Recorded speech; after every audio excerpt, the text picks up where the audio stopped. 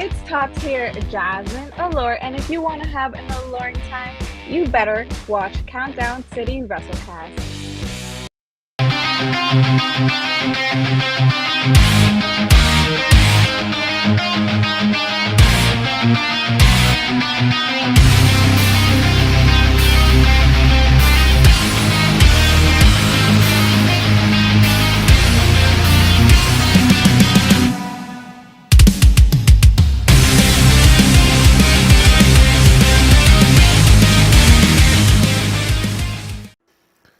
What is up, heels and baby faces? Welcome to another episode of the Countdown City WrestleCast. I'm your host, JC. Joining me is that guy, Tommy. Black Power. Damn, it's February. And, of course, we got Big Mike. Mike, we can't hear you. Yeah, so they can't hear. Uh-oh. What? 2024, let's get going. All right, Yeah. let's get going. Yes. And yes, as we've said on social media, we are joined today as we talk MPW Sleepless in San Antonio by the champ, the Mission Pro Wrestling champion, La Princesa Tiffany Nieves. Round of applause. Round of applause. Yes, yes. Round of applause. Can Yes. you believe it? I can't actually. I can't. It's amazing. Yeah, so yeah, it's so awesome pretty to have you on. So, yeah. Thank you for your time there, Tiffany. We appreciate it. Yes. Tiffany Nieves, La Princesa. Yes.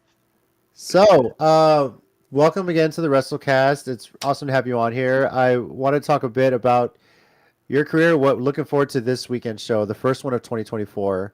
Of course, as I understand it, you went through pretty much your entire career. You have remained undefeated at Mission Pro Wrestling, if I'm not mistaken. Correct? You're correct. I mean, All right. that's how I got here. That's how we got here, right? So, I would hope I'm not a losing champion. Does that even exist? no.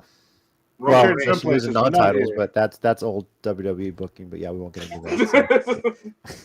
that. So. Guys, Mike, Tommy, what do you got? A question for Well, the champ here? Let's get into it. You got a title match this Saturday. Former tag team champ who had to relinquish her title when her partner moved on to other things. That's sad. Yeah. Continue. I'm sorry. Better things, exactly. Moved on to better things, and That's fine, but here we go. Continue. You've got a title match against Roche Chanel. Mhm. Yeah. So what are your thoughts? Knockoff Chanel. I'll you know what? I'll entertain this question. All right. Knockoff Chanel thinks her tag partner left her, right? Life and its devastating moments took her title away from her. Therefore, she thinks it's fair to try to take this title now away from me. Just because life knocked her on her culo doesn't mean you get to come for me. That's your own personal problem. You lost your tag team titles. Go, make a sign. It doesn't cost a lot of money to rip a box, get a marker, and say, I'm poor. Help me. You know that bag is fake. I need a tag partner. I'm sure anyone will give her a brand new comb, a better purse, and maybe the titles back. But don't come for the champion. Don't come for the undefeated Mission Pro champion. I mean, it's very obvious. I had the best year in 2023. It's going to be even better in 2024. So what do I think? I think she's bitter. I think she's spiteful. I think because unfortunate events happen to her in her life. Let me go ahead and take something from Tiffany she's worked hard from. Well, try to. You don't just climb the ladder. I don't know the last time she had a singles match. Maybe the last show. I barely watch. I don't care. And it was ridiculous. And talking about tag partners, all these tag teams want to come for the title. You're not ready. Lady Bird wasn't ready. I'm Lady Bird. I won the cup. I'm going to cash it in. No, your partner left you too. You want to know what she did? She knew that she needed to get better as well, so she went to Japan. I retired genocide. She went to Thailand. That's what I do. I retire people. I intimidate them. They need to go better. They need to train harder. So what do you think is going to happen to Saturday? What do you think? What do you think is going to happen? I'm going to remain champion. Give me real competition. Give me someone who's a singles wrestler, not a tag team wrestler. And you know what? What I should do, I don't know if I'd be the first. I should actually go for those tag team titles as well. Because I look good with multiple titles, championships, bling, bling. And I'll end up Get it, got it, bueno. You mentioned the tag team titles. Have Jasmine Allure or Maya World reached out to have you as their partner by Oh, chance? please. First of all, my world is very impressive. I won't knock her. She likes to talk, a lot of smack, so she better watch her mouth. If I give her a compliment, don't make your head too big. But she's a force to be reckoned with. I'll give her that. She ain't champion material yet, Mhm. But that's a part of our division. We got really great empowering women. They're not the best at everything like me, but no, they haven't asked me because they know I'm busy being champion. I have literally defended this outside of Mission Pro more than probably any champion has. I'm busy. These are facts. I don't got Yeah. time to play your tag partner. I only got time for me being number one, the best at everything. Since you brought Tommy? it up, Yeah. if you ever do entertain the idea to go get them, who would you bring with you to be your partner? Well, first of all, I see that Thunder Rosa is coming back. Mhm. Very interesting that she don't want to wrestle me. It's fine. She's gonna wrestle Lady Bird, Baby Cry, a loser, someone she could beat. Which I like. I gotta admire that because, I'm always down to wrestle someone I can beat, which I know is everybody, so I don't mind. So I see what Thunder is doing. I would not mind partnering up with her. We're both Latina women, True. and True. we definitely aim to be the best at everything. I'm a part of the Bad Girls Club. If Layla Gray wants to come on and slay these ladies, I would be open to having her as my tag partner. Now, I'd have to enjoy the person because being a tag team wrestler, Mhm. I commend it. I'm really great at that too. I was just the Shine tag team champion. I love tag wrestling, but I'm a star. So if you're my partner, you better be a star. Okay. And I was a star. So Yeah. very and picky about. I'm not against it. It's just I'm very picky. Tommy, I'm curious. I'm curious to know what this title match she has against Roche Chanel Yes, because your okay. wife is a huge fan of Roche Chanel, so I have to Whose bring wife? this up. Whose wife? Tommy's My wife. Yeah. Yes. So. Nicole. damn. She was really a fan. She wouldn't let her walk around with the one she has. Okay. I guess your wife's bringing a new comb on Saturday. So. After she hears this, she's gonna yell. Okay, but what I'm You're curious not to a know. La Princesa fan? Hold on. I- Wait, what's this? What's funny? I don't get it. Tommy's Wow. reactions was funny. Yeah. Hold on. I've never seen your wife, first of all. So, she's never said hi to me. So now I'm wondering. I didn't even know you had a wife. This is very interesting. She comes to the shows? Yeah, she's been to every show. She's been to every show you've been at. Oh. You had to have seen her. You had Does to she have come seen to her. my table? Does she say hi to me? Yes, she said hi to you before. She might have done it while I was elsewhere, but she has definitely She said might hi to have you done it before. when you were elsewhere. Oh, wow. Oh, Yeah. Answer the question. First of all, this chat, didn't Izzy almost beat Tiffany?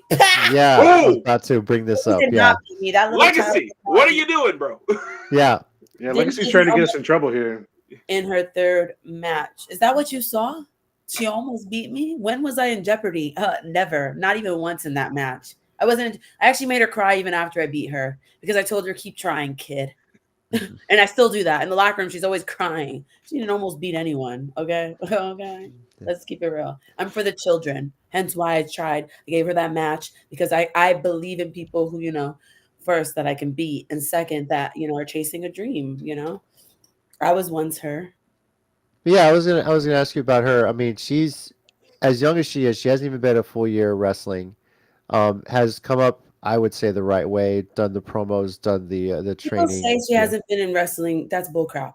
She's been Yeah. wrestling for 10 plus years. She's not Oh just yeah. a rookie. She's been training for 10. She better be good. If she's not good, hit the road, Jack. I mean, I have been doing this for 2 years and I'm great. I have not been doing this for 10 years. She's been doing this 10 years, whether it's interviews, doing interviews. She started off interviewing, which is genius. Get your foot in the door. It's about networking. La Princesa is the best at that. I am the businesswoman. But and then she starts seminars, and she does. I think it's Taekwondo. I do my research. She does all this stuff. So it's not like she just is a natural and started last year. No, she's been at it for years. And if I was at it for years, oh my gosh. So yeah, she's good for a 10-year vet, but she's still doing her best. She's She's getting her reps in so that maybe one day she can be a title holder like La Princesa Tiffany Nieves.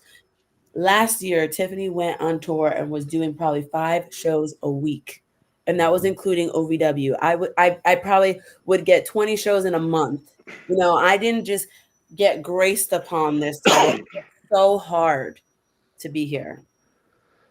Is there somewhere you haven't wrestled yet that you would like to take that title and defend it at? Everywhere. I want to take it internationally. Anyone who is willing to step up to the challenge. You know, I've been talking with Destiny World Wrestling in Canada, and I just am not pleased with the opponents they're trying to give me. I'm telling you, I want real competition. I'm discussing possibly defending it in Puerto Rico. I think that'd be an honor, but I want to defend it somewhere I haven't. You know, I've defended in LA, I defended in Exodus Pro, EC3 runs that. So, you know, I've done a lot of good things, and I just want to continue, you know. Well, who's an opponent you'd say that would be a challenge for you? Because it No seems like one. you went to That's a everybody. dumb question. Okay, Are you I'm just serious? asking. You really There's think somebody I was out there. gonna sit here and tell you? He's not as I don't know. familiar with us, so I, you know, Oh I'm my just, gosh, please stop it. First of all, Okay. let me ask you guys a question. And if you anyone in this chat can tell me without looking it up, when was La Princesa's first match with Mission Pro? Do you even know? I wrestled Diego. Okay, I was gonna say I know who it was It against. was Diego. Yeah. And if you can name it, maybe I'll give you an 8x10. Jason, this might be on you, buddy. I know you're in the chat there. I see And you. guess what? I beat him. I put a man down to rest. Well, we're okay with that. We're okay with you beating Diego. He probably deserved that. So. And Diego and the word man, okay. I mean, you know, but sure. Damn. I mean, he did step to the wrong one, but you know, he hasn't been a problem since. Well, for you, because he's scared of you. Rightfully so. Rightfully Sure. so. Yeah. I didn't. He's not entirely stupid. He's stupid, but not entirely.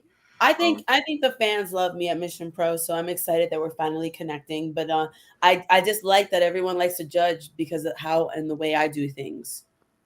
You know, we all have the end title to be a champion, right? Do we all follow code? You know, we don't. But you should admire someone who's willing to do everything and anything to get there to represent this title. I mean, beyond blood, sweat, and tears. There's a lot of decisions you got to make, and they're not easy. And you're not probably the most liked in any locker room you walk in. Being a leader is not easy. Name a leader that everyone loves. It just doesn't exist. Yeah. Well, La Princesa. No, that's right. Yeah. I was silly. Oops. Sometimes I go off and you know, I will say this, speaking of, you know, doing things you have to win the belt. When you beat Genocide, you made a decision, took the belt, you won it. Then your next match at Mission Pro was against Christina Marie, who they brought in. And then yes. Don't call this a belt. This is not a belt. This is the title. Apologize. The title, the championship. Championship. I can't go to TJ Maxx and get this. This is not a belt. That's the problem with half these people. They call it a belt. This is an honor. This is a championship title. I apologize. It's okay. I forgive you. Thank you. You defeated Genocide for the championship. Your next match, I retired her. She went to Thailand, as you said. And then your next match, they brought in Christina Marie. And it seems like almost to prove the people, just to show them that you could, you didn't use any other things. You just beat her clean. Say it loud, baby. You did. And how did I beat Izzy too? Yeah, you beat Izzy clean too. Yeah. You want to know why? Because whatever her name, I don't even know. One of the commentators said the only way I can win is, what was her name? I don't know. Doesn't matter. Said I can only win by cheating. I said, oh yeah? I'll wait till I show you. Her money wasn't on me. And I was like, okay, you're going to eat your words. Because I don't need to cheat to win. I do what I want. Because I am the best at everything. Whether it's cheating, whether it's clean. And honestly, even when I cheated, it wasn't cheating. Honest, it was survival. You did what you had to do. An opportunity to get something that you've always wanted. You're just going to watch someone else do it, or you have an opportunity to do something, or you're going to do it. Tell me right now, what would you do? Whatever you had to. Whatever you had to. And that's what makes the difference between 1% and 99%. So I'm going to be the 1%. Everyone has that dog in them. They're just too scared to be it. Not me. Yeah. Damn. Tommy? I got nothing after that because she's right. So He's been so quiet ever since I asked him who his wife's his wife is a fan of me. He's been so quiet. I have like a little bit flabbergasted. Which let's be honest, Tommy being quiet is a miracle in and of itself. So very much so. He's gonna regret this. Yeah. I regret many things. I mean, in all fairness, Tiffany, when Mission Pro puts out their clips after shows, there is one consistency, no matter whose match it is you can hear Tommy in the background. And so to make him quiet, that's just another accomplishment. So Speechless. That's funny. Yeah. Thank you. I'll add it to the resume. Also on the show, I mean, since you're talking about upcoming potential challengers, because you said you will continue to hold the championship after this. Yeah. The Mission Pro Cup, there's a 5-way. I don't know if it's a gauntlet or a 5-way, but Angel Blue, Nova Phoenix, Shay Carmichael, Morgan Mercy, and everyone's favorite JP Harlow. Any of those you eventually probably have to have a match with one of them? Anyone? I beat Shay Carmichael, right? That was like the easiest match I've ever had. You did beat her. I think I made her better in that match. She's kept coming back. I will say she came out of that match angrier. Like literally the next time I saw her, she was very aggressive after that. So yeah. No. Well, I want to ask you. Speaking of that match, JP Harlow. Obviously, you beat Diego. Now we're talking about a guy that is probably going to cheat to win, and he's part of the men's revolution. We know how much of a pain in the ass that was last year. If he wins, are you at all concerned what he may do to try and get that championship away from I wasn't concerned when Lady Bird won. I wasn't concerned when I had to be in the ring with Izzy, Shay Carmichael, Misty. I'm not concerned. I'm not concerned. Was I a little concerned that I'm not wrestling Thunder Rosa? Yeah. I was concerned. The people want to see that match. I was concerned for the people. But concerned about anyone, no, I'm not concerned. No. Yeah. He should be concerned if he wins. What to do next? I mean, that remains to be seen. As much as he's talked down to pretty much every woman on this roster. Not me. He can't even get to my level. He will not see eye to eye with me. If anything, I'll make him a bad girl. I'll make him in my bad girl spell before he even has the opportunity to do it. Yeah, and in all fairness, we want to see that 100%. Yeah. I'd like to if anything, he will be I'll have him do my work for me. Mm-hmm. He'll get over because of me. Well, as I understand, yeah, and as I understand, one of his men's revolutions partner may not be around anymore, so he may need to find someone else. Why is that? I'm not 100% sure, but I'm not sure that Joey Hyder is. Because they realize they'll never be on top. Potentially, yeah. Potentially, yeah. Why do people leave? Because they quit. Losers. Because they can't beat Tiffany. They saw you with the belt, realized they couldn't beat you. That's what it was. The championship, Tommy. The championship. Championship. Come on. I stay in trouble. Okay, that's fair. Question for La Princesa. Do you have a favorite or worst Tommy moment? Why is it always about me? I don't know. Next. Okay. That was somehow way more insulting. Damn. All right, well, here's my question. I love your confidence. I love the attitude you exude in the ring. Who do you draw inspiration from for that? Like, who instilled that in you? Sorry? Yes.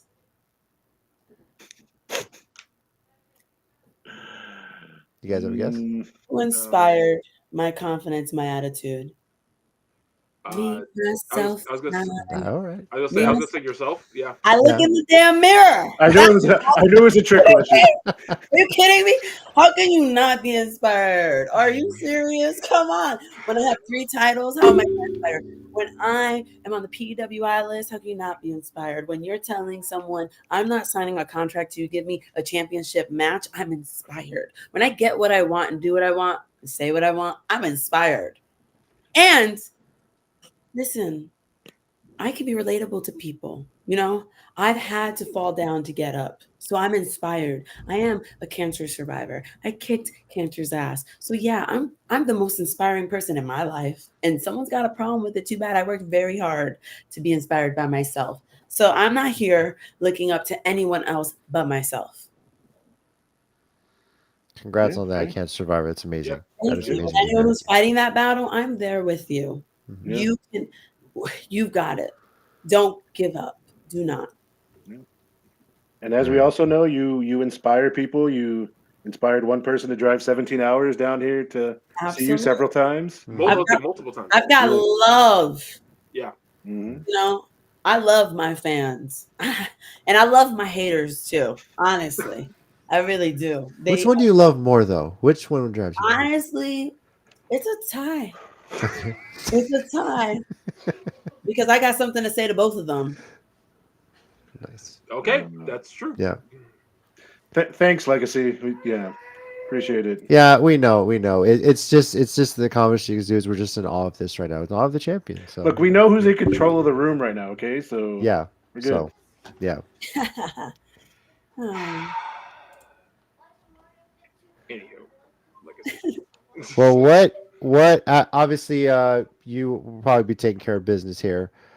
Do you have any word on who your potential next opponent could be? Come April 20th, which is a couple months down the road. I know that every time I wrestle someone, they want a rematch. Mhm. Always. They always want a rematch. They always want to come back. I've been hearing since my first Emily Camacho wants a rematch. For what? Shay Carmichael wants a rematch. Misty Marks. Misty Marks is probably the only smart person I wrestled that decided she's better with me than against me. So I forgot. Maybe Misty Marks, you know what I mean? Izzy wants her rematch. And after I beat La Bougie Knockoff, she's gonna want a rematch too. So there's no saying. It ain't Thunder, though, I can tell you that. I'm gonna keep saying that too. It ain't her. So I mean, and then whoever wins the cup, maybe you know what I mean. Maybe I just decide to go on vacation that April show. Maybe that's what I do. Who knows? I don't know. I have a shot. If you're still, you're probably still holding the championship by the end of the Probably. year. We could see you versus Thunder Rosa by the end of the year. If she, like I said, you know what? Thunder's smart. She went for Lady Bird. Very smart, because I already know what's going to happen in that match. So she's smart. She'll probably be interested working with me than against me. I should no longer be offended that we're not, battling each other. Maybe I could see a future for us together. That could be your tag partner. Could be. That is someone who's a superstar. So that is in high consideration for me. Look at me coming up with really good ideas. What I do, literally. Amazing. Bueno. They've never had royalty on the show before. Yeah, I know. And my job, I put everyone in their royal seat. Physically, and I guess metaphorically, everyone's sitting in the royal seat right now. Yeah. True. All right. Well, I want to give you the opportunity here to, if you have a message for Rush Chanel for anybody in Mission Pro Wrestling before this weekend show, have at it. We have a little segment we like to do called the 1 minute warning, where we just have a minute to say whatever we like, but we're going to go ahead and give you a chance to have your minute of glory here. So. Wow. Well, first of all, this whole interview is my warning to everyone, every lady or man lady on the roster. La Princesa will always be the best at everything. Why? Because I only care about being numero uno. I am not a part of the 1%. I am the 1%. Get it? Got it. Bueno. Very awesome. Thank you very much, La Princesa, for joining us on the Kansas City WrestleCast. We appreciate you gracing us with your presence. For those that, if you're watching this and you don't know who Tiffany Nieves is, where in the hell have you been, quite frankly? So, she is going to be a part of Mission Pro Wrestling's Sleepless in San Antonio this Saturday, February 10th at 6 p.m. Central Time. VIP is at 5 o'clock, and it's going to be on Title Match Network. Or you can visit Eventbrite to get your tickets if you haven't gotten them already. So, and make sure you follow me. Yes. What are your socials? Tiffany Nieves _ Is that correct? Because I have a team to do it for me. Yes. Tiffany Nieves. That's what it is on Twitter. Yes. Yeah. So. Twitter and on Instagram. Well, thank you guys. And you know what? Now you don't have to, if you can't drive 16 hours, I'm judging you. If you can't purchase title match, I'm judging you. But if you don't download at least the CW app that's free to watch me, I'm really judging you. You've got options. I'm an OVW, YouTube, the CW, free, on title match. You have so many opportunities to see me. If you don't know who I am, you just don't love good wrestling. That's true. Yeah, facts. That's absolutely true. Also, Tommy Legacy's trying to get you in trouble before she goes. Oh boy, what is he asking now? So I did not do. Golly. I have no friends. Like Don't at worry, all. listen. Tommy, you know the proof is in the pudding. You always come to my table. I believe you brought merch before. You're always taking pictures, showing me love, and telling me I am the best at everything. So you're always good on my end. I think I've bought 2 of your shirts and like probably 5 of your 8x10s by now. Hey, Hey. that's all And lies. I can't lie. I'm an assistant coach for my daughter's softball team, and your entrance music is the first song that plays when the girls are warming up. So No, are you serious? Yeah, serious. Yeah. Why did you wait so long to tell me that? That is the best thing. This whole purpose of this interview. In part because I wanted to kind of get it playing here before we. Let's do it. You know, that's my voice in there. Me Yeah, and my friend, he produced the song, and I went to Really? studio, and it's me on there. I Yeah, figured that was Are you? Is that something going forward? Like, I'm sure you're gonna have that entrance song for a long time, but is that something you're gonna work with him? Like any future entrance song? absolutely. I want to have a little bit more of a Hispanic heritage to the next entrance song. So keep tuned. Definitely, yeah. Let me know because I'll add that to the playlist for when the girls are warming up. So tell them thank you. Yeah, we'll do. Well, thank you again, La Princesa. We bow in your presence. We appreciate you. Ted's asking when does the album drop? Stay tuned. It's gonna be called Kick Rock, sis. Damn. Thank you for joining us. We will see you this Saturday evening. Looking forward to it. It's going to be an amazing match. Thank you. Thank you, Tiffany. Thank you so much. Appreciate it. Bye. Bye. Bye. Wow. Yo. That Adi was the Mission Pro Wrestling champion that just joined us. Graced us with her presence. So yeah. Tiffany Evans, you're going to see her this weekend. You know who she is. So, let it never be said that she is the most confident person in the world and backs it up. So. Yeah. Yes. Okay, Adi. So for the record, I would like to repeat that I have no friends because Legacy trying to get me shot out here in these streets. Okay. Yeah. And I don't appreciate that. Legacy, that was bold. That was. You're lucky she's so benevolent as La Princesa. Well, is she though? Because she could have connections. She could have been smiling and a phone call being made right now. I don't know. I don't not know if she doesn't know where I live. Fair. But I mean, if she does, it's going to be the court, the people that, are under her that will take care of you. So that being said, if Layla Gray shows up to kill me, not so bad. Well, let's kind of continue the conversation here with MPW Sleepless in San Antonio. Obviously, we talked quite a bit about the Tiffany Neves Rochelle Chanel match that's coming up. That's going to be the main event, obviously. I believe not this week, but a week or two ago, unless things change, Thunder says she believes the tag match is going to be the main event. Interesting. Okay. That's very interesting. All right, relax. Sorry, Legacy, not the same thing. Okay. Okay, it's a scratch. But I mean, it's ahead, either way. These are definitely a couple of big matches we got going on. Sure. Roche will put up a fight, and I'll say it, a little more confident to say it now, but no, it'll be a good match. No, I'm just kidding. I'm not judging you. But in all fairness, Tiffany is definitely in that I'm not betting against her until she loses. Club. Because she's got the Deonna Purrazzo and all those other champs we've done that with. So I definitely give her that. Well, and in her own way, she had some nice things to say about Easy Moreno too when she was on here. In her own way, yeah. Yes, you're right. Absolutely. So which one do you want to get to? Well, let's kind of start with. When Nieves just joined us, Jason said the real spicy because obviously he's not referring to Calientita, who was first. Yeah, so versus Zira. Is that how you pronounce the name? Zira? Zyra. Zyra. I believe it's her nickname is La Toxica. So, Oh, okay. Well, so we there's a got lot of those. the spicy versus La Toxica.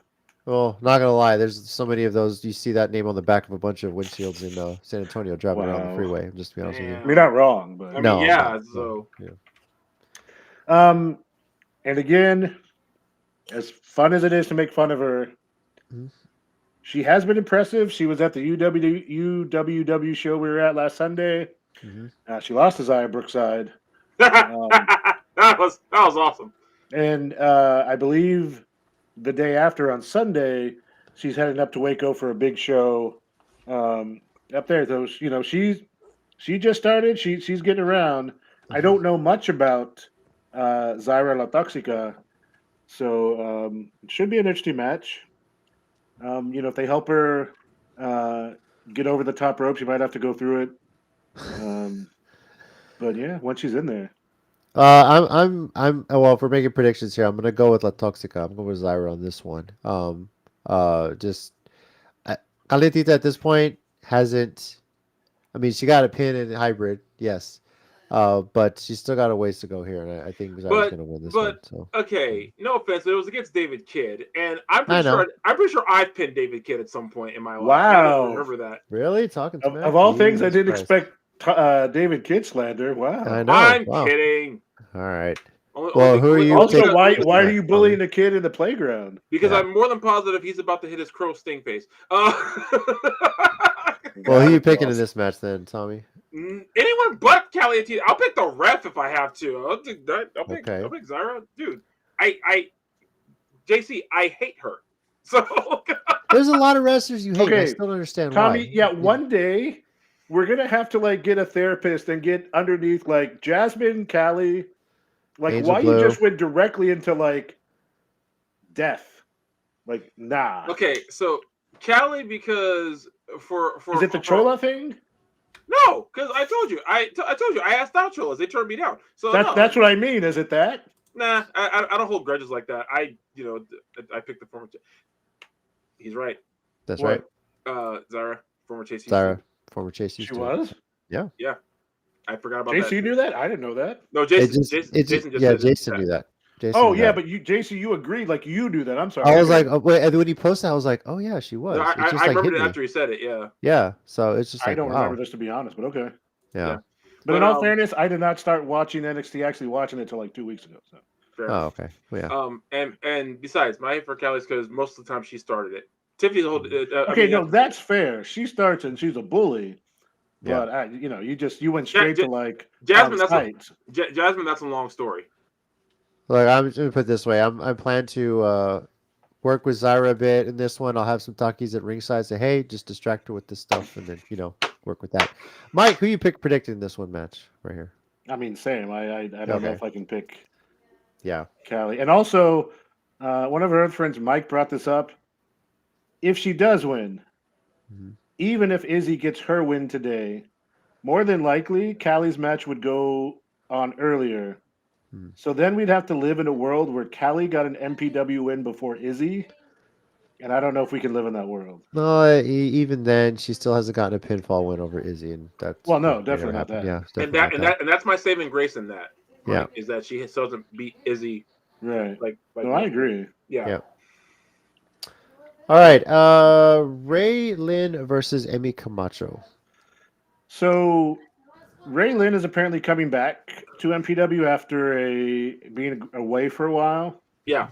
And Emmy was gone for a couple shows recently, but Tiffany Nieves mentioned her as one of the people she defeated last year, and it was the #1 contenders match before Genocide. That's right. You're right.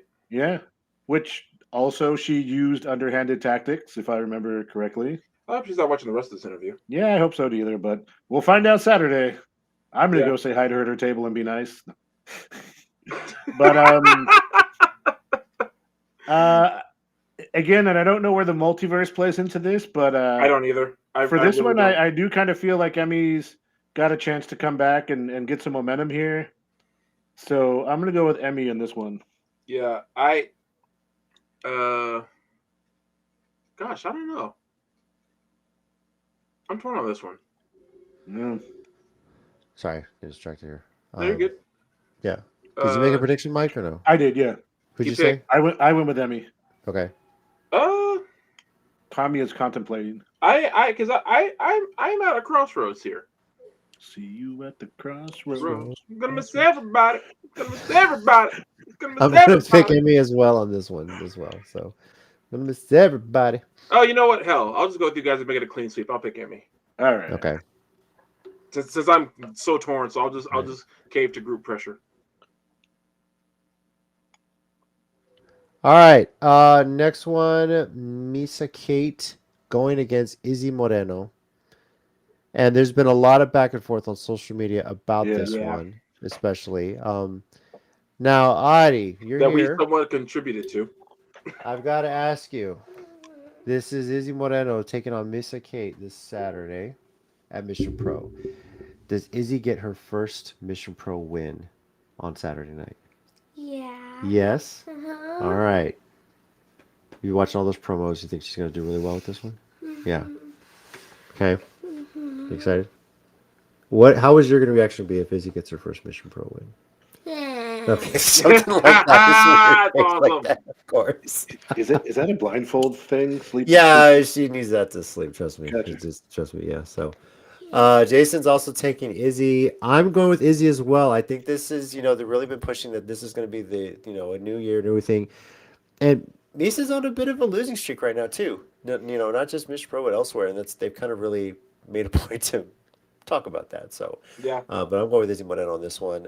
Mike, what do you guys say? Yeah, same. And I want to bring one other thing up, and I know Tiffany said it in her own way, but after the match with Izzy, Tiffany did basically tell her, like, you belong, keep working at it. So in one of the previews going back and forth online, or no, she was on a mission is what it was. That's where I saw the clip online, but a couple weeks ago, and basically, said Izzy was playing wrestler, that she's not really a wrestler, that she's a kid, and that she should move out of the way for the real wrestlers. And the thing with that is, when you say that, you are insulting Tiffany Nieves. True. Because Tiffany Nieves told her she belonged. You're insulting Kylan King because Kylan King told her she belonged. You're not insulting Jasmine because Jasmine's Jasmine, so that doesn't care, but we should all insult Jasmine. But all the big matches that Izzy has had to this point, even though she's lost them in Mission Pro, her opponent pretty much told her, you belong, you just got to keep working at it. Mm-hmm. And so when Missa says something like that, you're insulting a bunch of other people that legitimized her. So that's a very brazen thing to do. So we'll see how. Hopefully, Izzy takes her arm off. So yeah. Okay. Oh, you're okay. That's right there. Yeah. Oh, That's right. there. Okay. Yeah, he's fine. He just hit his head. Oh. What do you think? Izzy Moreno been gets her first Mission Pro win this weekend. What do you think? Do you think Izzy gets the win? Yeah? What is your reaction going to be if Izzy gets her first win at Mission Pro? I'm gonna be really happy. Show me. What kind of face are you going to make? Like that? It's a face of surprise, looks like. All right. By the way, this kid is a monster on the basketball court. He had like 4 blocks in his game last night. So one got a more than collective. I've ever had. One got a collective. Oh, right. just bullying the other kids. Yeah. Oh yeah. All right. Oh. Go get some ice. Okay. All right. So my kids are taking Izzy. Jason's taking Izzy. Mike is taking Izzy. I assume. Yeah. Tommy. Yeah, I'm taking Izzy. All right. I think she's been more aggressive since that Kylan King match. I mean, to be fair, if I fight Kylan King, I'll probably want to hit more people as well too. Just I was gonna say, if you survive Kylan King, you have no choice. Well, see, if I did, it'd be out of revenge because I'd just be mad at that point. So it's like someone else got to get this work. So yeah. Now here's one. Let's call this the TNA style. As I understand it, this is a 5-way. I don't know if it's all 5 in the ring. I don't believe it's a gauntlet. Well, the only reason I say that because the cup that Lady Bird won was a gauntlet. Yeah. Right. So I don't know, but you're right. I haven't seen it specifically. It may just be a 5-way, which is just as much chaos as anything. So Yeah. Yeah, let me double check. I'm looking for the card on it, but I'm pretty Okay. Do you want me to go through the names while you're doing that? Yeah, go for it. You go for the names here. Excellent. So we got Tommy's favorite, Angel Blue, Yep. coming back down to San Antonio. Mm-hmm. We've got Nova Phoenix. We got Shay Carmichael, who Tiffany also mentioned as one of the people she defeated. We got Morgan Mercy, who scares many people in the crowd, including me, and JP Harlow. And we also kind of did mention this with Tiffany, but the men's revolution has actually kind of been falling apart since the casket match, and we're happy about that. Unfortunately, for reasons, speaking of which, it does not look like Black Swan will be there this time, but yeah, she if nothing else, she did Mission Pro a great favor in putting him in the casket and potentially leading to the downfall of the men's revolution. So she was the hero we deserved and the one we needed right then. Right. Yeah. Which, I'm not surprised that Black Swan won that match, but I was a bit surprised that the match that men's revolution just fell apart. So quickly. I mean, you remember that we were here this time last year, and I was already predicting they were going to win that big title, that tag team match. And they were on there, like everything you were saying was looking like it was going that way. No, I really thought by the end of the year they were going to be dethroning Bougie Reality for the tag titles. That was going to be a whole other bit of stuff to. And I would have cried. Yeah, and also give a shout out to another one of our WrestleCast interviewees, Maya World. She did actually get the first pin on JP Harlow, which I think must have shaken his confidence. Yep. And then Black Swan threw him in the casket and pretty much she put the nail in the coffin. Yes, I'll see literally and figuratively. But I'm going to say this: Harlow is kind of riding this solo. He's on a one-man mission to take down this entire women's division, even if it is a one-man revolution. So I honestly think that Harlow is going to walk out of this one winning the cup, and it's going to start something. He's you were burned. Still a little mission there. So I'm going to go ahead and say JP Harlow wins this one. Wow. Tommy, what do you think is going to happen? How do I pick anyone but Angel Blue or JP Harlow? You got three choices then. You're like the walking wounded back there. I know, right? Yeah, he was getting a toy, hit his head on the desk. And then she stubbed her toe. Orange wings. Yeah. They're in sports, it's fine. So yeah. that IR list. Yeah. They don't have school tomorrow, so it's good. Yeah. What? Screw it up. Wait, let me just throw this out there. So the school district they attend where my wife works, for the second year in a row, they have the Friday before and the Monday after the Super Bowl off. What? Which all I can predict is that board is probably on their way to Vegas right now to play some prop bets with some, money. That's the only thing That's a good bet. Or they're drinking a lot. So yeah, have some days off, kids. Yeah, 4-day weekend. So, I mean, if nothing else, nationally, Monday should definitely be. Yeah, that's true. You know what? I've said my piece on the Sports Minorities podcast. Yeah, I know, Jason, exactly. I've said my piece on the Sports Minorities podcast and what the NFL should do to ensure that we get the day off after the Super Bowl. Go check that out. Yeah. Start at like 9:30 or? No, extend the season by a week, and then you put the Super Bowl on President's Day weekend. Gotcha. Behold, we're all off on Monday. Yeah, so. Even Bernsey. Yeah, where was that? We were at school, right? So I'm picking Harlow. Tommy, who are you predicting on this one? Shay Carmichael. Shay Carmichael, okay. Yeah, because that's what we talked about earlier. She really did have a darker turn after that Tiffany Evans loss. So yeah, I'm going Shay Carmichael. What about you, Mike? I don't know if this is a little bit of a dark horse, but I'm going to pick this because I want to see the interesting matchup of Tiffany Nieves against Morgan Mercy. Morgan Mercy's a big, powerful, scary girl. It'd be interesting. Okay. I was legit torn between all three of them. I just went Shay Carmichael because of recent events. Yeah. No, that's fair. Yeah. And again, and also, it's my extreme hatred for Angel Blue and JP Harlow. Yeah. And if I wanted to piss you off more, I would have chosen Angel Blue, but I'm not that far right now. No, I assume this is one fall. I don't believe this is elimination style. It's just at a 5-way, so I'm pretty sure it's the first fall is the winner. Yeah. So that's going to be chaotic, though. You're going to need a couple referees for this one. Yeah. Yep. Hopefully not Vance. All right. MPW Tag Team Championship. Now we're gonna do a couple things here. We need to predict who we think the partners are gonna be. Damn it. And who we think is gonna win. Damn it. Now, I think Maya World is gonna be teaming with Black Swan. Okay. Oh. I think that's gonna be her mystery partner. And partially I say that because Black Swan is on the poster, but she's not announced for a match. So that's just my prediction on that one. Yeah. Would you like me to? Unless you have news that I'm not aware of. I do. Okay, go for it. She is at a different show in Atlanta tomorrow night. So that's not going to happen. Or Saturday night. Yeah. So that was our thought early on as well. Mm-hmm. But I don't know exactly what happened or thing, but she is at a different show after all. So. Damn. Okay. Well, that kind of screws that to pooch. Yeah. So, okay, I'm gonna think a little bit more about that one, but I really, really hope and pray that Jasmine Allure's mystery partner is Angel Blue, is a tag team made in heaven. So let's be honest about one thing. What's that? Is there anybody else in the roster who likes Jasmine Allure? And the only reason Angel does is because their mutual hatred for Tommy. That's a strong reason, I guess.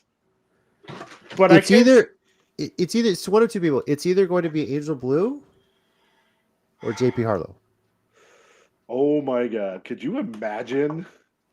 Think about it now. Think about it. A year ago, it was that whole fiasco. I don't want to think about it. And we saw the promo afterward, like the whole six person. Exactly. So I wouldn't be surprised if it's Harlow. I'm really hoping it's Tommy's favorite tag team, Jasmine Allure and Angel Blue. I really do. As far as Maya World's partner. Because, see, there's always a chance she could bring someone in, right? And she's from that DFW area. Look, we mentioned this when we talked to her kind of as a joke, but I'm going to throw it out as fun. She's trained by Athena right now. Athena want to come down and get Mission Pro? That would be a shock. That would be crazy. Also, because then that means she gets to beat up Jasmine Allure, and I know Tommy would love that. Mm-hmm. That's true. If that happens, Tommy will get up and leave. Yeah. not Athena, the one before, definitely. Yeah. Probably. Yeah, that's what makes this thing so hard to pick. Yeah, because first you got to determine who they're going to pick, and then it's once you know that, then you can have a better okay, I see this matchup now, but we have no idea. There's still a good chance it's someone we didn't see coming. Mm-hmm. Danny B is a good pick, except for Charity King still being her tag. Right.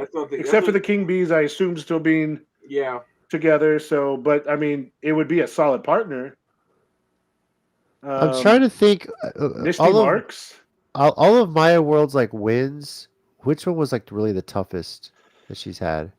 She beat JP. She beat Izzy. She beat. Well, I think her last match was the 4-way. No, it was the 4-way. That was the last one. She won that one. She beat Izzy in October. Right. And she beat JP in August before that, I believe. Mm-hmm. And then I think those have been her 3 matches, at least in Mission Pro. She beat Brittany Brooks, JP Harlow, Izzy Moreno, and then she won that 4-way, yeah. Okay, so Brittany Brooks also, yeah. That was her first match in Mission Pro. Gotcha. And the show before that, she was sitting next to us, so. Yeah, that's right. Yeah. Yeah, that's the thing. And when this first got announced, after the last show, there was London Dior, who had been her partner up in the DFW area, except she turned on her in the last 2 months. And then London came down to RCW for that women's rumble. Miranda Gordy would be cool. I just, I don't know if there's a connection with these. I can't see Miranda with Jasmine. So you'd want to beat her up. So yeah. Again, there's all these people that would be great partners. It's just I don't know if they have a connection, or that's what's so intriguing about this. That's right. That's the hardest thing for Maya. It's hard to predict who her partner would be. I think with Jasmine, we have it down to at least in my mind, a couple. Look, we all know what we want, so let's. Yeah, we only want what's possible, but we all know what y'all want. Okay, yeah. Fair. But I think, I'm thinking Jasmine Allure and whether it's Angel Blue or JP Harlow, I think they're going to be coming out of here with the tag team championship. As far as my world's partner, gosh, Amy Camacho, maybe? I don't know. I'm not sure if it's gonna be something that's on the Again, card yeah, I mean, already. that Yeah, is- so yeah. That's the thing. This to me, this wholly depends on who we see kind of there and how the matches play out. yeah. Tommy, But I don't know if I've mentioned this before, but I just remembered, I just realized there's another potential partner for Jasmine that would make you love it even more. Callie. Jasmine and Callie and Tita. No, Jasmine wants to That's win. Tommy's second favorite team. No, Jasmine wants to win. If she, yeah, no, it's not gonna. All right, who wants to go next? Tommy, who are you thinking? I don't know, man. Shoot.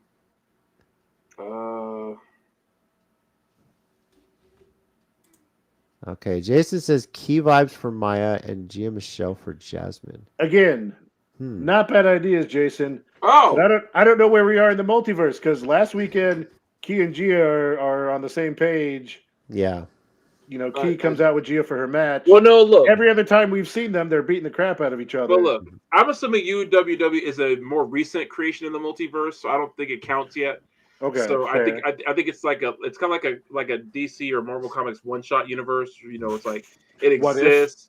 Yeah, if Key and Gia were on the same page? It's a what if. It's an Elseworlds. If you're a DC nerd like I am, it's one that it could be canon. It's like any story that Alan Moore writes. It could be canon, but do you want to put that on yourself? So, whatever it is, after Deadpool 3, it's all going to make sense. That's the way I'm just thinking it's going to. That's what they keep saying. So. Yeah. So. I don't know if you're back and forth, Tommy. I'm just going to go out and I'm going to choose Maya World and her partner. Because I think this year Jasmine's going to go back on the hunt for the title one more time. You know, they say like fifth time's a charm. So I'm going to choose Maya and her partner. Well, I'm definitely choosing Maya and her partner. I don't give a shit who it is. Okay, there's no chance of me. Right. I will not pick Jasmine Lord to win something. I don't care. Not in Mission Pro. I'll put it that way. Not in Mission Pro. What if you had to choose the first person to lose? Like with Jasmine and who? Just Jasmine, I don't know, anybody. Well, if I'm picking who loses, I'll pick Jasmine. Okay. All right, and finally, I have no idea who the partners will be. I'm completely off on this one. Yeah, I have no clue. All right, well, we'll see if by the end of the show they come up with something. MPW Championship, we talked to La Princesa Tiffany Nieves defending against Roche Chanel. I'm gonna go with La Princesa. It's hard to pick against her right now. She's on a roll. Yeah. It's one of those where you can't pick against her unless she loses. You know. I might want to get that picture before the match. Yeah. Mike, I'm assuming you're going. Yeah, with no, Tiffany? like I said earlier, Tiffany's on that until she loses. I'm not betting against her. So. Yeah. Oh, just briefly on discussion. Yeah. We are talking right now about Mission Pro Wrestling. We are actually moved on into the main event. Well, I don't say the main event. We don't know for sure.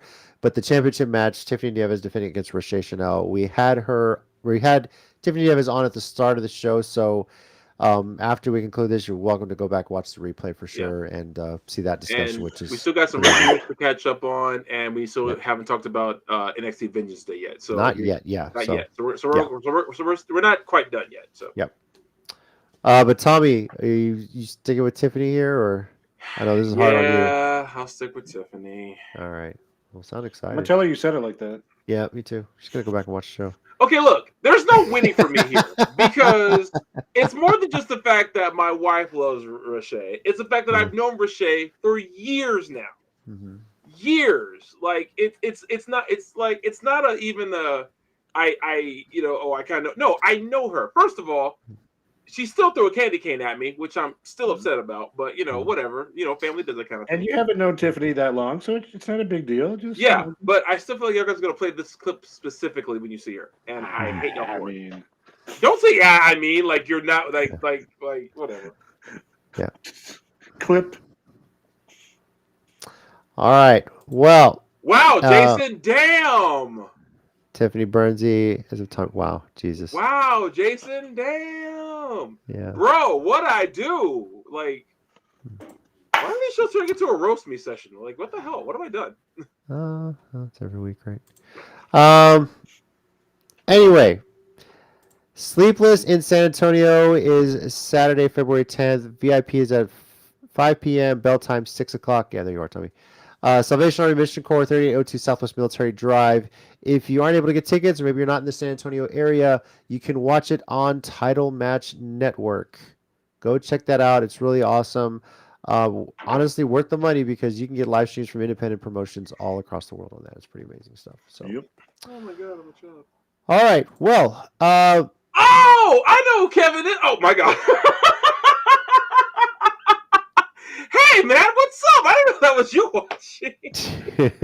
Well, he obviously knows you. Yeah. Well, of course he does because, as we all know, You did not. everybody knows Tommy. Exactly. See. There you go. Yeah. Now, let's move into the wrestling news of the week. And thank God we do the shows on Thursday because that press conference today, I haven't gotten to see it, but there's been a lot that went down. First of all, before we get into the WWE thing, let's just a couple things to talk about. And in a way, both of these are a bit TNA related. Yeah. First off, Toby Keith passed away. That was legendary singer. I Love This Bar is one of my favorite drinking songs. And I even love the spoof of it, which Toby Keith also appeared in, called I Love NASCAR by Cletus C. Judd. And Toby Keith even jumped in on that one, by the way. So Red Solo Cup, amazing stuff. But if you guys don't know, Toby Keith was actually a part of the very first TNA pay-per-view. Yeah. Very first one. I knew that. And he's been a guest host on Raw before. So rest in peace, Toby Keith. I'm going to have a drink in my Red Solo Cup and toast you on that one. I don't have it with me right now. So, but speaking of TNA, just when they feel like they're taking some steps forward, they go and take 10 steps back. And it's not even their fault. This is on Anthem. I won't even say 10 steps back, man. This was a jump, man. Yes. If you haven't heard by now, Scott D'Amore, who quite frankly is largely responsible for bringing Impact / TNA up from where it was when people thought it was dead in the water, got involved with so much, bringing the right talent in, getting the right storylines driven. He had his hands on everything, getting it back to TNA wrestling. Anthem decided to fire Scott D'Amore and insert, I don't even know who the guy is. Anthony Ciccione or something. Yeah, somebody that leads their entertainment division. In essence, they're bringing they were allowing TNA to run as their own thing, and now they want to bring it on the entertainment. There's some cuts, and people are not happy about it. So I heard a couple things. Okay. I heard that they basically lied to talent and told them that Scott D'Amore stepped down. Yeah. So which Scott D'Amore said wasn't true. So a lot of people are very upset about that. I heard morale, of course, is very low among the talent. I also heard one thing that was true was he was actually trying to buy TNA from them.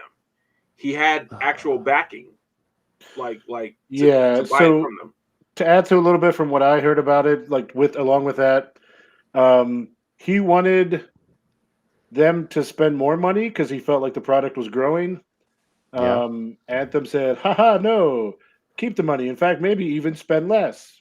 And so it's like he realized the writing was on the wall.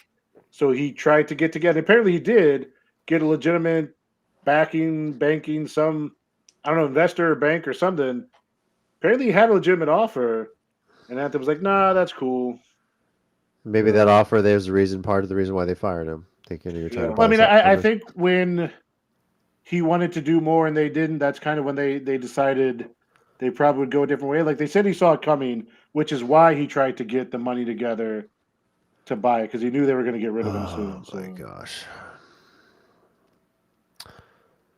I think the thing that frustrates me the most is they're putting a guy in charge as the TNA president who, as I understand it, doesn't know jack shit about wrestling. That's what it seems to be for me, yeah. Yeah, same. And that didn't work out so well the last time this happened. You guys remember Dixie Carter? Yep. Come on. and it sucks because TNA, I've been so excited about it this year. I've sung its praises for the last couple years. Even through the pandemic, they've been the one constant putting on amazing shows, amazing pay-per-views, with or without talent from other promotions. Obviously that Kenny Omega working there a little while, but what they were doing now, I was fully expecting him to be a part of Forbidden Door one way or another too this year. Oh, they might when all the talent leaves and goes to AEW. Yeah, in a weird way, but they have such amazing storylines right now. With Moose as the champion, with Jordan Grace as a Knockouts champion, Nick Nemeth. Yeah. Now it's like, wow. I just don't. It sucks for the talent there because like Mike, you said, the morale is shot to hell at this point.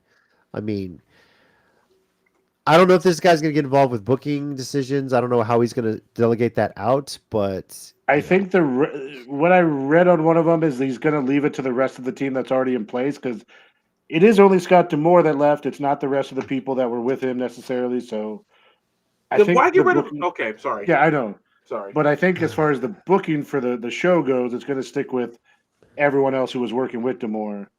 So yeah, I don't know why. Why not just have Scott D'Amore work under this guy? Like it just doesn't make sense to me, And I don't know what I would assume in a business, no one likes basically a demotion, and they figure it easier than.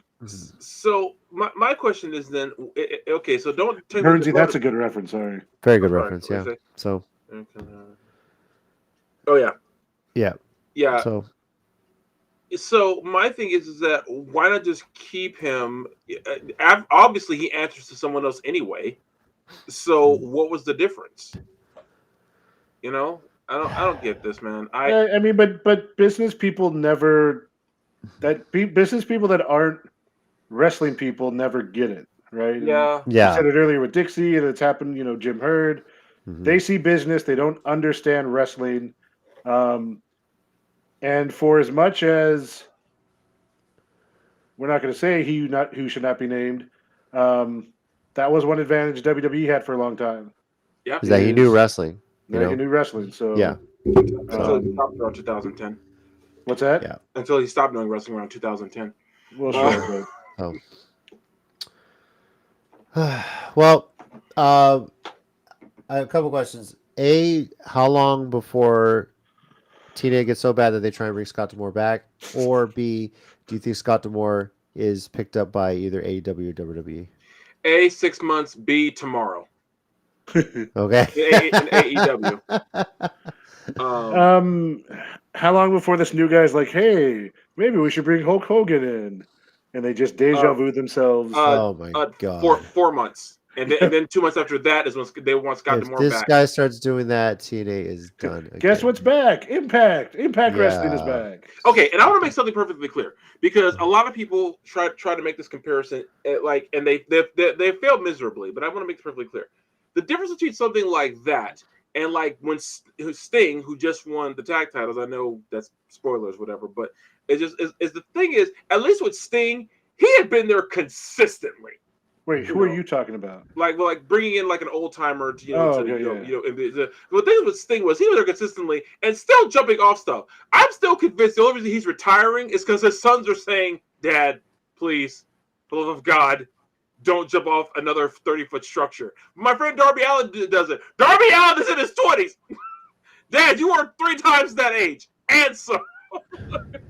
Yeah, didn't stop from doing it last night. That's for sure. So. Man. I feel like that's like a badge of honor now for AEW wrestlers. Sting jumped off something high and hit yeah. Oh, no doubt. Well, we'll see what happens. We'll see what happens with TNA. We'll see if this impacts, for no pun intended, what's coming up with No Surrender and Slammiversary and everything like that. So I want Scott D'Amore to just start his own company now and just see how many people just flock to it. Another good idea I saw someone said is Tony Khan pick him up, let him run ROH. That would be amazing. Yeah. I was like, and D'Amore would run with it. You probably would see a lot of TNA talent try and get ROH. He comes in, hey Athena, keep doing what you're doing. Yeah. He's like no, watch this. He's gonna be like this. I'll say, okay, everybody, here are all the big plans I have. Here's what we're gonna do. Athena and Eddie Kingston, don't change. Perfect like you are, no notes. Everybody else. And Dalton Castle. Nice. Yeah, do it. Hey, Yeah. More feathers. Hello, Ankle Break AJ2. what a nice Ankle Break. segue. What is up? Yeah, perfect segue into this. We're going to actually start talking about it now. This has been quite a couple weeks for this. Obviously, Corrected course.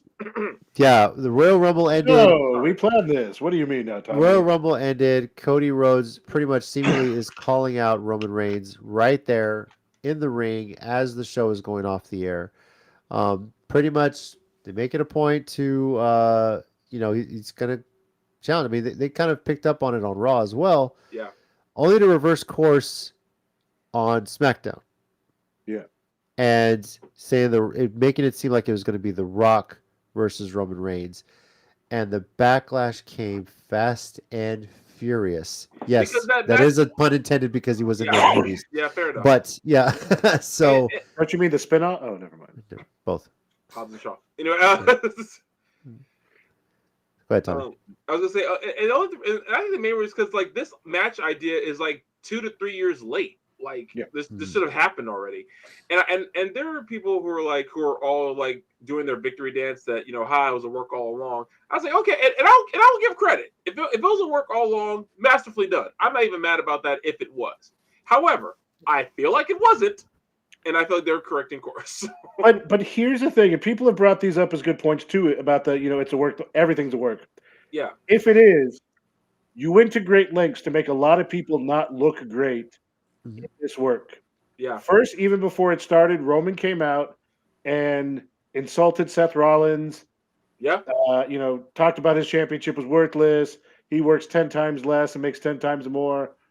All this stuff. The Rock comes in. If this is a work, you're telling me he knew he was going to come in and get booed? Because we remember what happened in 2015. He did not like getting booed. Him and Roman Reigns again. In Philly again. Yeah. At Royal Rumble, getting booed. Right? You make Cody look dumb with literally what you just said. Royal Rumble, I'm coming for you, Reigns. Monday Night Raw, I'm coming for you, Reigns. Friday night, I'm gonna let The Rock take this. My bad. And that's yeah, sorry. No, and then tonight, going back. Yeah. So if it's a work, there's parts of it that are really good, but you also made some people look really dumb. Yeah. So, and I was talking to Jason's comment here saying we should have finished last year. But that's kind of the difference of the way things are booked now. If this was under Vince McMahon's thing, it would have been short term. Okay, we're done. Like he got his WrestleMania moment. We would have seen Cody where he is now. Yeah. But I was calling it starting last year after he lost to say this is going to be his redemption arc. He's going to have a lull. He's going to build himself back up. He's going to win the Rumble again, and he's going to finish it at 40 because they like the 10s. WrestleMania in Philly, that's going to be the spot. And it made perfect sense to me. It just for them to even potentially change it, and then it was starting to look like, oh my god, are they going to do what they did 10 years ago? Are we going to have another Occupy Raw for Cody Rhodes this time? So I expected it honestly with the way the fan backlash was, for them to ultimately say at the press conference it was going to be Rock and Roman, and Cody was going to say, you know what? I still want my title shot. I still picking, and I wanted this match, and they would have made it a triple threat. Yeah. That's really how I thought it was going to be. Which I still don't know quite how this is supposed to work anyway, because now they kind of walked off hand in hand into the sunset, meaning them being Rock and Roman. That was weird. I see. This is why I keep saying they corrected course, because all this beforehand didn't quite line up with it was a plan all along. Was it though? I don't think so. No, this definitely was them reacting to how the fan response was. It had to be, So I do want to say this because on a more personal level, there are things about Dwayne Johnson, the person and the actor, of what he's done in Hollywood and other stuff that I'll say nicely has kind of annoyed me about the way he's tried to come in and take over things, is what it appears to be. True. So whether this is a work or not, at the press conference, he goes, because he was getting chants, he was getting Rocky chants, there were Cody chants, stuff like that, and he was kind of talking or whatever. And he goes, and how many of you think that Rock versus Roman would be the biggest WrestleMania main event of all time? And he got booed. Yep. Yeah. Oh, you could hear it. There was no. It was booed, and that made me laugh because I don't think he was realistically expecting that. Look, if he's working me, great. He's a master at it, but Yeah. I don't think it's all there. Yeah, I don't think so either because he was on the Pat McAfee show running down every Cody fan. Like he went heel rock with his little promo calling them the Cody crybabies. Yeah. And everyone whining about, you're gonna go do this? No, we want Cody. You're gonna go have sex with your wife? No, we want Cody. Like that's all they're doing, grown men and stuff. He's trying to call people out for wanting this match. I really feel like you said when he got booed at the press conference, like Triple H just looked at him and was like, bring in the relief or something like that, like he would a baseball manager. And that's kind of what happened because Cody said, "No, I want Roman. I get the choice. I want the Rumble," and that's what Triple H tweeted out tonight. I still think obviously there's more to the story. That's what they've set up, but it'd be interesting. So that's another thing about like this whole reaction. Everyone is like saying, look at how personally the guys are getting, everything. I was like, but that's kind of the point of pro wrestling, is it to get into it that seriously? I mean, of course, that goes too far. That no one should go after Ava Raine. That made no sense. Yeah, that was shitty. And of course, there are dick moves people can take, and that's one of them. I'm not saying that there isn't, but isn't getting involved and doing the post like everyone's saying, oh, you're commenting, you do what they want to. Yeah. Wasn't that the point? Yeah. Right. Wasn't this what y'all were hoping was happening? I agree with you 100%. It is a weird business strategy in wrestling to be like, don't get excited about my product unless it's the way I want you to. Don't have your own thoughts and get hyped and send out 300,000 posts because it's not what we wanted you to think. I mean, and I feel like WWE's the worst about that because honestly, in any moment now, Swerve Strickland finna turn face if he didn't already this past Wednesday. No, well, they were I think in Nevada or something, but Hangman was getting booed. Yeah, you're right. He was 100%, especially after the 30-minute, and he said 5 more minutes. And then Hangman said, "Nah, you didn't beat me. Peace." But and I don't want to use this as like a WWE versus AEW, but like if AEW ever did anything where they got this kind of online response to it, like they were talking about the YouTube video of WWE of the SmackDown event had like so many million views and like almost 1 million dislikes of The Rock and Roman being announced. If AEW had did anything, even if it wasn't what they intended, they would be like, oh shit, we got this engagement, let's go with it. Yeah. Because like that's what you want. So I always think, and this goes back for years, I always think it's weird that WWE's like, oh, you have these thoughts, but it's not what we want, so too bad. Like and I also don't So with the Cody, the long-term booking of this being his redemption arc, I could see that. I didn't realize JC was paused. Yeah, dude, we thought you were just being respectful. I sorry. My bad, dude. I'm sorry. We just thought you were being cool and letting us go. And no, I was actually trying to research something because I was trying to figure out how many Royal Rumble winners have actually not gotten to challenge for the title of the WrestleMania that year. Well, I'm trying to remember. Only the early ones that I know of. Well, since they instituted this, because the early ones were just for fun, right? But ever since they started this goes to WrestleMania, gets the title. The only one I can think of offhand is Steve Austin. I'm gonna jump up in a second. Keep going. I'll be right back. Okay. Steve Austin.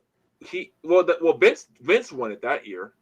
Oh no, you're right. Steve I'm talking about '97. Yeah, he won. They did the Final Four, and then he didn't get a chance for a title because he wrestled Bret Hart at Mania instead. Yeah, but because what happened, Shawn relinquished the title. The whole "Lose My Smile" speech. They did the Final Four for the title, and then but then there was WrestleMania. But then there was WrestleMania 15 in '99 because Vince won that one, and then freaking Stone Cold faced The Rock at WrestleMania 15 because Steve won the spot at St. Valentine's Day Massacre in the cage match. Yeah, but since then, let me try to think here. I can't. Well, there was the one Rumble where the title was on the line, Triple H Yeah. ended up winning that one. Triple H won that, and he faced Yeah. Roman that later that year.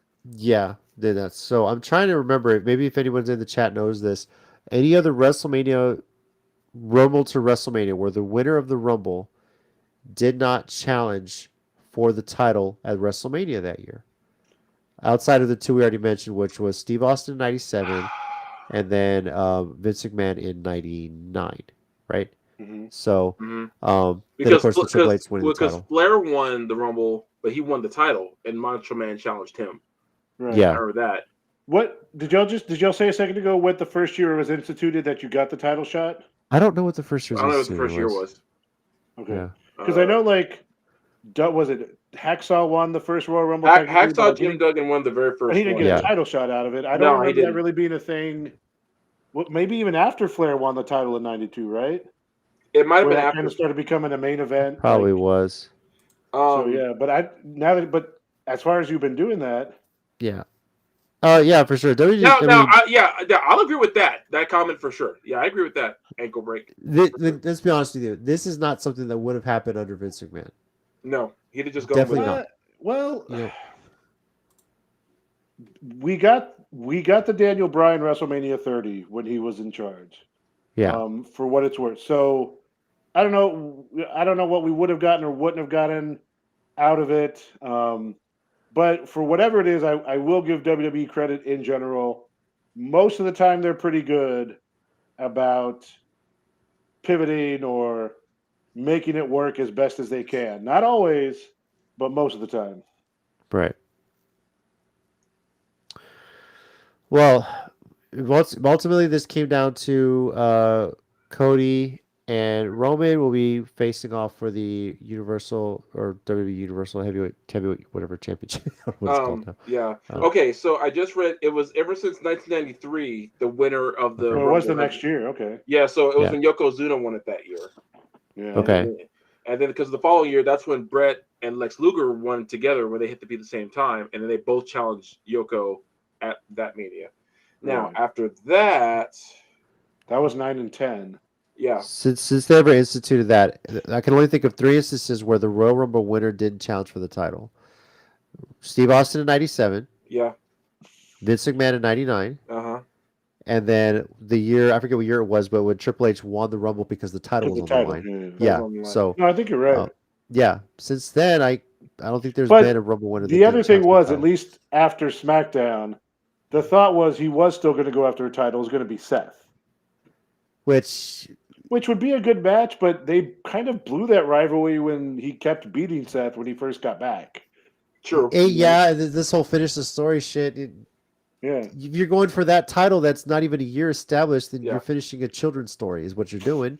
Let's be honest here. Okay, talking about making Seth's title look unimportant. Well, it's when you compare to what Roman has held and what Cody has been talking about, finish the story, it just doesn't make sense. Yeah. It's honestly child's play at this point. The belt does not, the championship does not have a lore established to it. It's still working on that, It could. It would have been better if they had actually revived the original World Heavyweight title belt that Triple H got in 2002. But no, they made it clear this one is brand new. So you're right, it doesn't have that lineage. And Jason, 100% facts. 100% facts, but I will say this: the way that segment was booked on SmackDown last Friday was awesome. Yeah, shout out Tyson Kidd, because he was the one that produced that whole thing, by the way. All right, Tyson Kidd, coming through. It came in great. The revelation that Bayley spoke Japanese the whole time. Yeah. So, and as a weeb, let me tell you, midnight, let me tell you. that wasn't the only thing, but anyways, you probably knows what I'm talking about. Yeah, I do, and I ain't mad at you. So that's going to be amazing. I will point out one of the things since we're talking about that. Rhea came out. Becky came out. Right. It's clear that that's what they want at WrestleMania. So I feel like it makes you a little less invested in the Elimination Chamber matches because they're pretty much already previewing a thing that both of them have to win things to get to. Mm-hmm. And there could always be swerves. It could not be Becky, but it's probably going to be Becky. So not that kind of swerve. It was kind of look. It was a great segment, and Becky pulled out the mommy's gonna find. Oh, mommy's always on top. At WrestleMania, you're gonna find out what it is to be a bottom. That was Wow. yeah. Yeah. Yeah. Yeah, like Yeah, pretty exactly. much. Yeah, that's the thing. It's and But I okay, don't know. so Maybe they add to it. Maybe it becomes a multi-person. I don't know. and that's not to say that the match that like when they have the chamber match, it can't still be good. It's just that kind of takes away the mystique of like. And okay, it was kind of obvious that was clearly what they want, like for the past 3 months. Yeah. But you could kind of dangle the carrot a bit before you just admit it. That's what you're gonna do. So, Or Yeah. I don't know. Yeah, it was about WrestleMania, and that's what they're getting to. So in the end, I was gonna say bring out some of the other people that are gonna probably be in the chamber, but they don't. The chamber's just a Yeah. bump on the road. So Well, good news is with that press conference announcement, it wouldn't be shitting as much on the storyline if they had announced Rock and Reigns. To be honest with you, I really expected us to be because I didn't think they'd swerve the way they did, but they did. So I really, yeah, I'm with you. I thought for sure we would just deal with that all the way to Mania. Yeah. And honestly, I think my interest would have been like damn near zero at that. I think Yeah. they know that, and there's still 2 months. So yeah, nothing's set in stone as far as I'm concerned. Even I mean, with Triple H announcing this. yeah, I mean, they can still switch something up, but the fact that okay, I at least want Cody. I'll put it this way: I at least want Cody involved in this. Yeah. If it's Rock and Reigns, I mean, whatever. But let Cody at least like pretend he has a shot. You know. And honestly, I understand that The Rock and Reigns are big magnitude superstars for them. But honestly, stop and think about that match. Think about what Roman Reigns matches have been. The Rock's 50-something. I'm glad he's at training camp. That's cool. The dude got blown up, when he came back last month or a month or two ago. Yeah. In the ring with Grayson Waller or whatever. His last anything close to a match, I think, was against it was the WrestleMania we went to when he had the quick match with the little segment with his name's not Eric Redbeard, but what is Rowan? Rowan? There, his name is Yeah, Rowan. yeah. I think that was his last technical match, and Yeah. that was a rock bottom. So Yeah. Again, I know he's a legend. I know he's a huge draw in the world, let alone wrestling. But yeah, like if you're a fan of wrestling, you care about the stories. Initially it seemed like they were crapping on you. So Yeah. All right. Well, let's finally then move into Vengeance Day. This and I'm not gonna lie. Whoops, sorry, hit the wrong thing. good there. I was really invested into this show until after the women's championship match, and I didn't have a whole lot of interest in anything after that. To be honest with you, completely. So I didn't really watch the Femi Dragon Lee or the Dragunov Trick Williams match, but from what I saw earlier in the show, plus it was late, it was a long day that day. This was actually really well done, and quite frankly, that women's triple threat, what turned into a triple threat, was awesome. Yeah. It was really.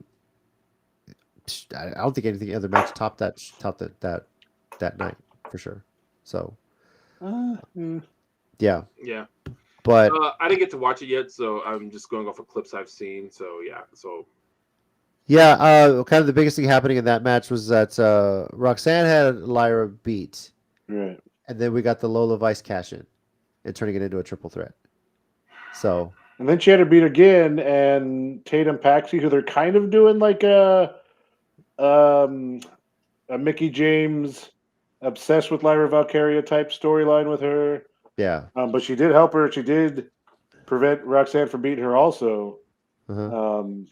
Yeah, so no, it was a really good match. And are they kind of using this storyline to really push a different side of Roxanne Perez, like something that really hasn't been explored yet in her career? You know. oh wow, guys, look who we got. Oh yeah, hey. Mr. Khan himself, No. Wow. I mean, I would question that book that signing. Yeah, Mr. I don't Khan. think having him and Ric Flair at the same time is a good idea. Yeah, I'm I just don't gonna throw know that if you out want there, to so. do that to your company or yourself. Vic, what is up? Good to see you here and there. Yes. He's yeah. No, Tony Jason, Khan lay sorry, off I spoiled that. That's not the lay right off rating. Yeah. the So, sugar booger. yeah.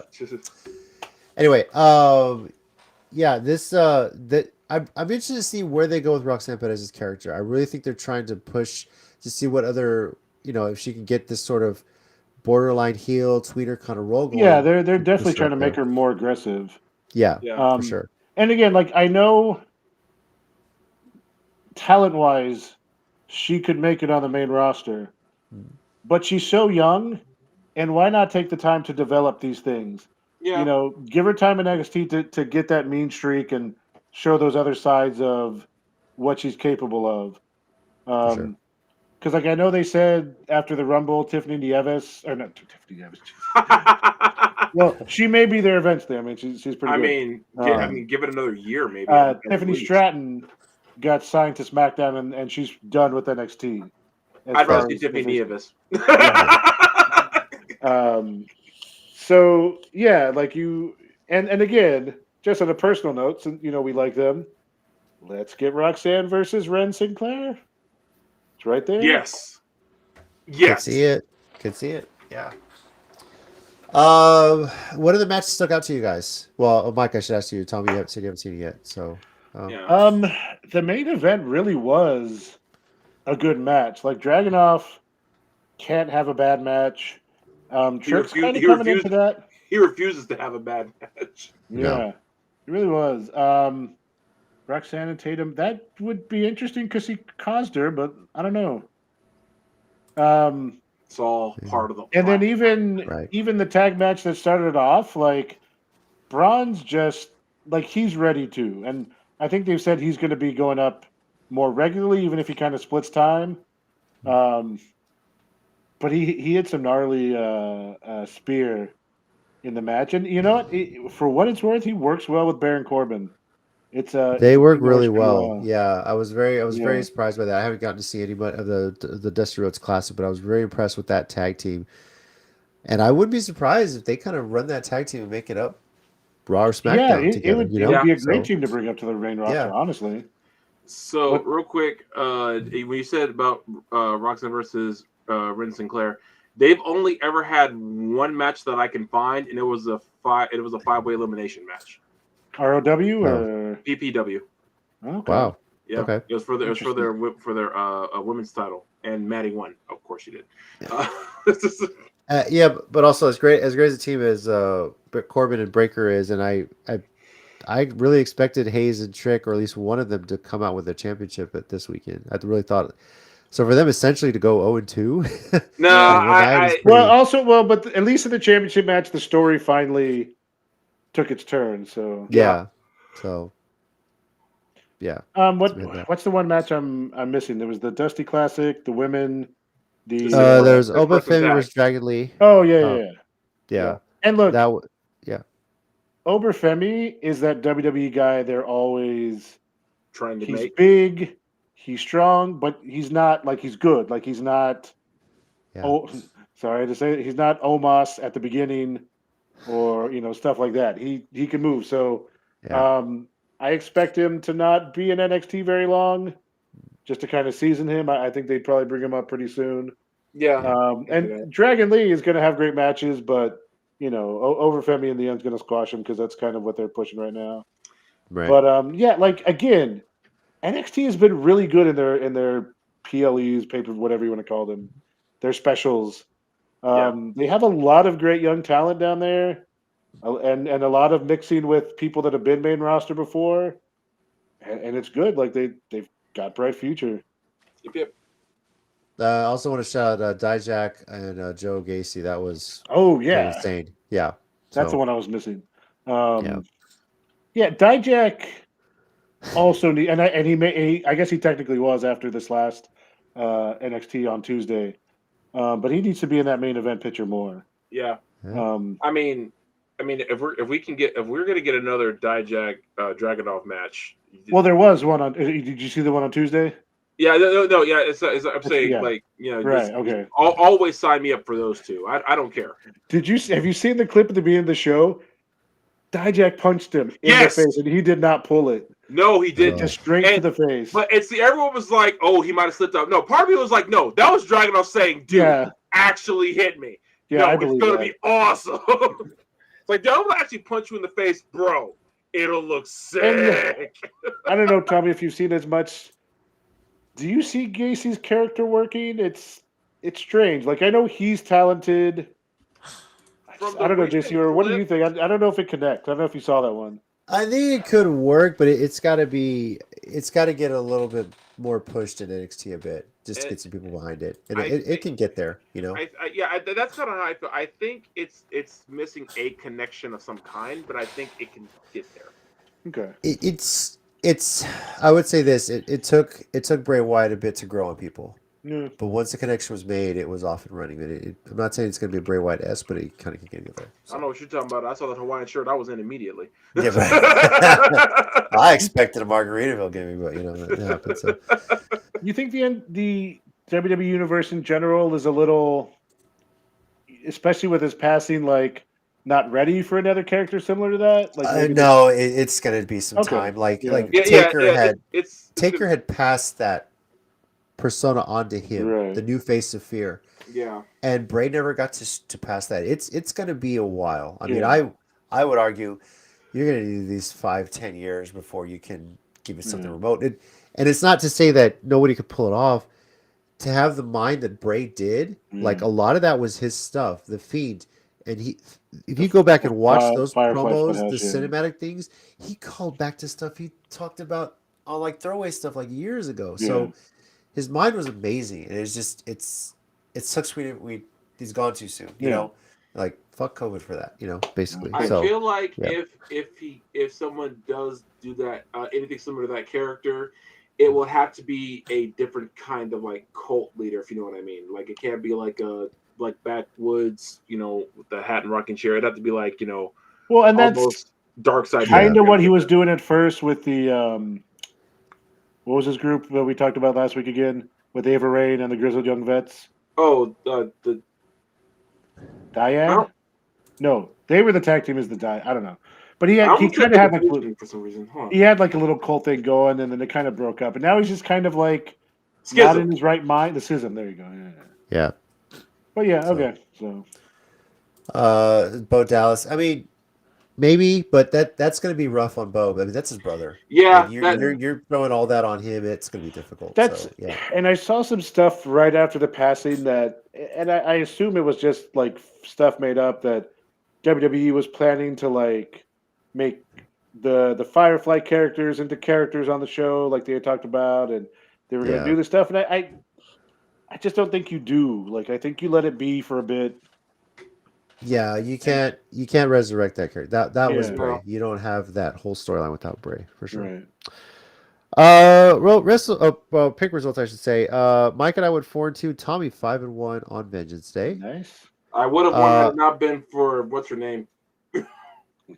Lyra. Lyra. Yeah, Lyra. Lola Vice cashing in. Lola Vice, yeah.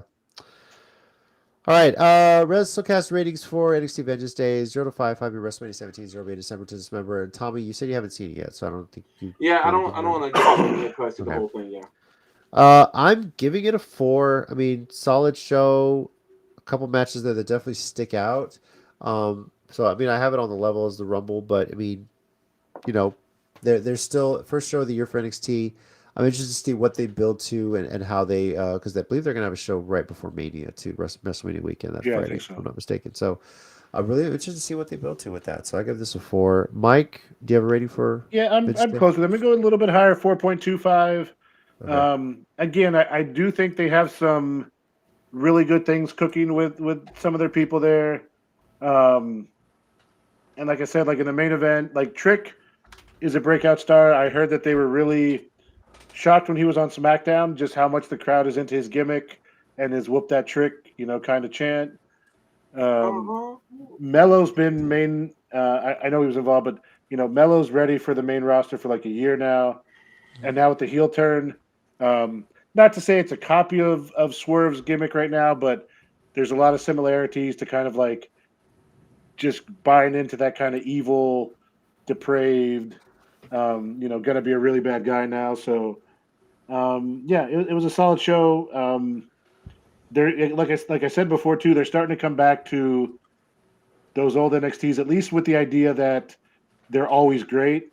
Yeah. And like I said before, the biggest difference is they just don't have the indie resume that NXT had. Like a lot of these guys are starting out. I mean, I'm not saying it's a good or bad thing. I'm just saying they don't have the name behind them. So. Yeah, but I was gonna say for even with that, a lot of them, like with Trick being the best example, have really shown how much they really want this, though. So I will say so I will say this is really a point in WWE's favor for for their performance center and starting people off from scratch. That really does give them like that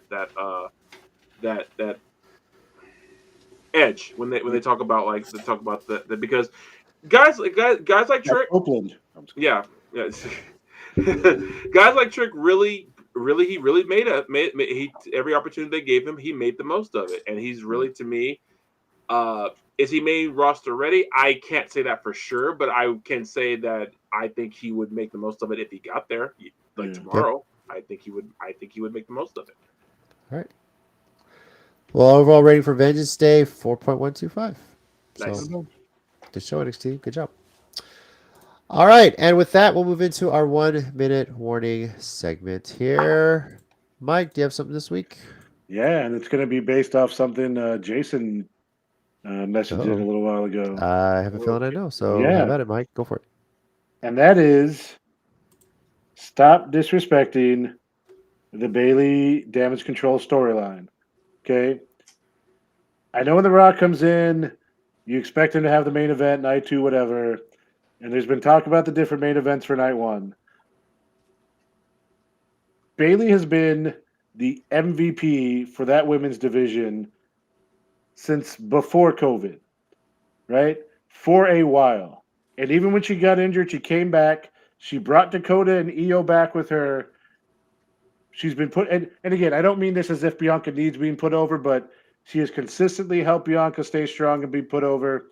She brought Dakota Kai and Io to come back and, try and put them over, and Damage Control became a great thing.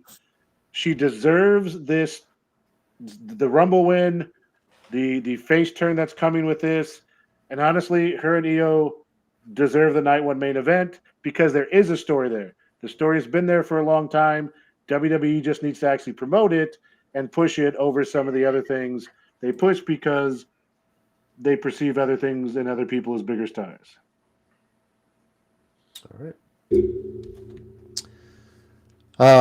Do you guys think Izzy B's front row at Philadelphia? Because they kind of teased that on Twitter. I hope so. I hope so. God, I hope so. I mean, why not? Like, it'd be pretty. She's going to be there, like you said. So yeah, I think she's announced as WrestleCon, be a part of Hybrid. And that's actually Hybrid's table. Hybrid's going to have a table at WrestleCon. So.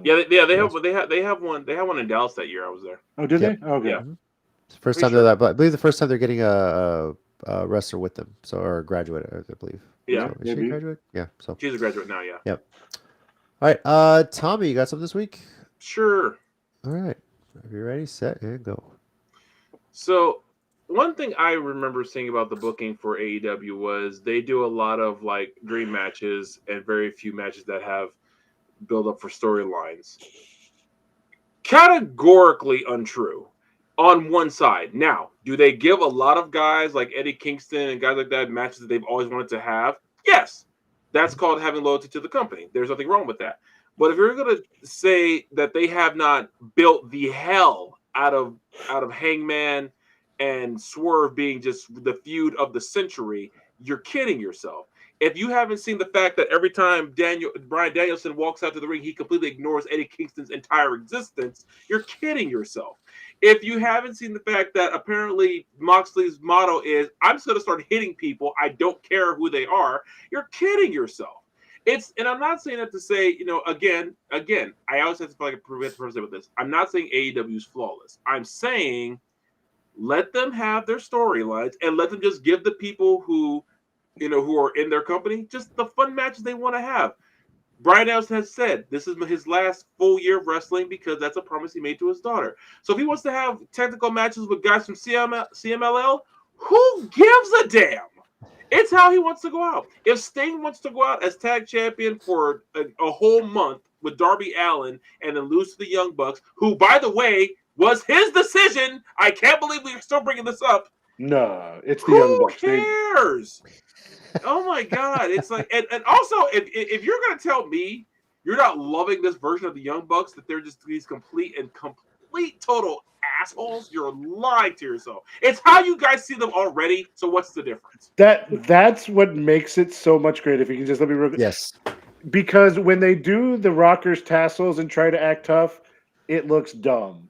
Okay, but this, like turning into it the way they have with this look and stuff, this is fun. Yeah, those outfits they had that on yesterday, it was pretty awesome. So and again, why them and Hangman going with the mustache look? I don't know. It's a little unnerving, but I think I almost want to feel like that's the point. I feel like they made the mustaches together because this looks so wrong. We love it. So well, I want to take some time on Women in Mourning too. As mentioned on the Mission Pros show last night, that yes, on a mission, Countdown City WrestleCast is going to be involved quite a bit in some events that they have for the year. PR stuff. We have more. It was very, very awesome to see La Princesa Tiffany Nieves on the show today. Hope and promote, and it could be happening a lot throughout the year. And it's pretty awesome to see where this has come from, and in some ways being a part of, or giving back to the local independent wrestling. This is where it all starts. It's pretty amazing stuff. That being said, this past weekend, my dad and I changed out the kitchen sink at my house. Awesome one. So I'm going to say this to any promotions that need this for an upcoming hardcore match.